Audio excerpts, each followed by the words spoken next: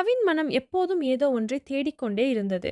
ஆரம்பத்தில் சிறிய வேலை செய்தான். ஆனால் விரைவில் பெரிய பணக்காரன் ஆக வேண்டும் என்ற ஆசையால் பகலும் இரவும் வேலை செய்தான். சில ஆண்டுகளில் அவன் பெரிய நிறுவனத்தின் மேலாளராக உயர்ந்தான். ஆனால் மனநிம்மதி மட்டும் இல்லை. கடன், போட்டி, பயம், உடல் நலம் எல்லாம் சேர்ந்து அவனை தினமும் துன்பப்படுத்தின. ஒரு நாள் இரவு அலுவலகத்தில் தனியாக அமர்ந்திருந்த போது அவன் திடீரென மார்புவலி காரணமாக மருத்துவமனைக்கு கொண்டு செல்லப்பட்டான். மருத்துவர், உடம்புக்கு ஓய்வு வேண்டும், மனதுக்கும் அமைதி வேண்டும், இல்லையெனில் இந்த வாழ்க்கையே உங்களை அழைத்துவிடும் என்றார். அந்த வார்த்தைகள் கவியின் மனதை உலுக்கியது. மருத்துவமனையில் இருந்தபோது அவன் அருகில் இருந்த வயதான ஒருவர் சிரித்துக்கொண்டே அமைதியாக வாழ்வதை கவனித்த கவின் அவரை பார்த்து, தாத்தா, உங்களுக்கு எந்த கவலையும் இல்லையா என்று கேட்டான்.